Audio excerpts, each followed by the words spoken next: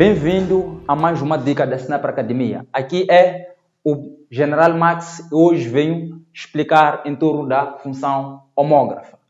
Dizer primeiro que uma função homógrafa é aquela escrita na forma ax mais b sobre c de x mais d. E uma função homógrafa, podemos dar aqui alguns exemplos. Temos f de x igual a x mais 1 sobre x menos 1. Temos aqui g de x igual a 2x menos 4 sobre 3 menos x. E temos aqui h de x que é igual a 1 sobre x. Então, estes aqui são alguns exemplos que eu posso ilustrar agora em torno de função homógrafa. E dizer que essa função homógrafa tem uma característica. Qual é essa característica? A característica de uma função homógrafa é esta. Ela possui zeros, não é? Zeros da função, isto é, ela corta o eixo do x, possui ordenada na origem, quer dizer que ela também corta o eixo do y e também possui o que é? Assíntotas. Para este caso, vamos limitar apenas em dois tipos de assíntotas, que são a assíntota vertical e a assíntota horizontal, não é?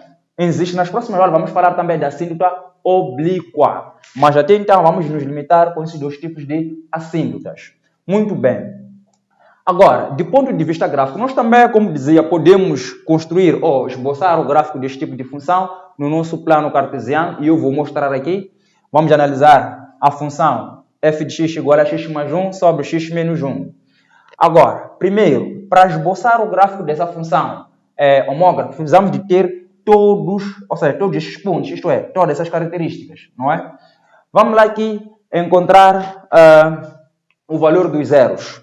Os zeros da função. O que nós fazemos para encontrar os zeros da função? Para encontrar os zeros da função, de qualquer função, é pegar a mesma função e igualar a quantos? A zero. Então, vamos lá. Vamos ter aqui x mais 1 sobre x menos 1. Pegamos esta função, não é? E vamos igualar a quantos? A zero. Assim sendo, igualando a função a zero, estamos a encontrar os zeros da função.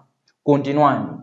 Certamente que essa expressão que está no denominador, se nós passarmos a multiplicar cá no segundo membro, vai dar zero. Então, vamos ter aqui x mais 1 igual a zero vezes essa expressão, que vai dar zero.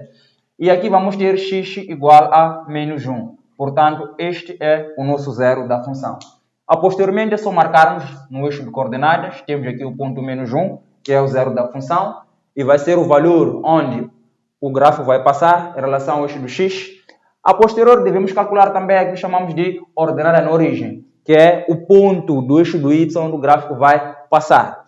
Para encontrar a ordenada na origem é muito simples. O que vamos fazer? Vamos descobrir o valor de y quando o x é o quê? É zero. Então, fazendo isso, aqui na nossa função f, onde tiver x, vamos colocar o quê? Zero. E daqui vamos ter f de zero, que vai ser igual. Aqui temos o x, vamos colocar 0 mais 1 sobre... Aqui também temos x, vamos colocar 0 menos 1. 0 mais 1, isto dá 1. 0 menos 1 vai nos dar menos 1. Tendo este quociente, isso vai nos dar menos 1. Significa o que é aquele menos 1? Significa que quando o x é 0, nós temos o y igual a menos 1. E o gráfico também deve passar sobre o ponto menos 1 em relação a y. Então, teremos também aqui um ponto. Já determinamos dois pontos importantes para esboçar o nosso gráfico da função homógrafa. Agora, falta a questão de assíntotas. Como eu dizia aqui, vamos nos limitar apenas neste vídeo em explicar como construir ou montar a assíntota vertical e a assíntota horizontal. Qual é a expressão de cálculo da assíntota horizontal a priori? A assíntota horizontal é determinada escrevendo y igual a a sobre c para uma função homógrafa escrita desta maneira. Estamos juntos? Para uma função escrita dessa maneira, é determinada assim, a assíntota horizontal. Caso contrário, podemos partir, não é, para o limite de toda a função quando a variável x tende para infinito. Calculando o limite desta função quando x tende para infinito, também estamos a determinar a assíntota horizontal, não é? E o cálculo da assíntota vertical, não é? O cálculo da assíntota vertical, nós calculamos da seguinte forma, é x igual a menos d sobre c. Ou também calculamos o domínio dessa expressão. Podemos fazer c de x mais d diferente de zero.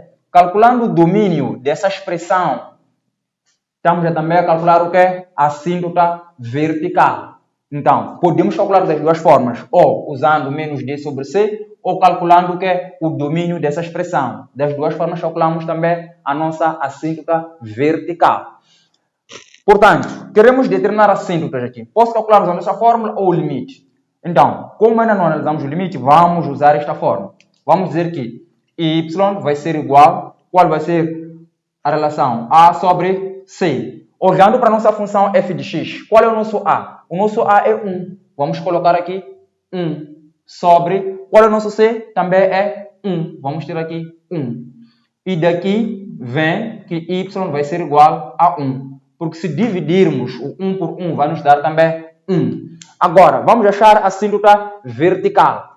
Para achar a assíntota vertical, posso logo calcular o domínio dessa expressão. Então, daqui vamos ter, isto corresponde à assíntota horizontal. Agora, a assíntota vertical vai ser, na verdade, x menos 1 diferente de 0. Não é? Vamos ter x menos 1 diferente de quantos? De 0. E daí vamos ter x diferente de 1. Passando esse menos 1 para cá, vamos ter menos 1. Ou seja, vamos ter 1 aqui.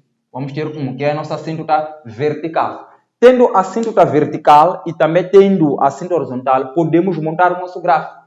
Dizer ainda que a nossa assíntota horizontal, não é? É uma reta, como já diz o nome, horizontal, que passa sobre este ponto. Particularmente aqui vai passar sobre o ponto 1. É uma reta proibida em relação à nossa função. Quer dizer que a nossa função nunca vai tocar nessa reta. Não é? Quer dizer que nessa reta há uma descontinuidade para a nossa função. Portanto, aqui vamos ter a assíntota horizontal, que é 1.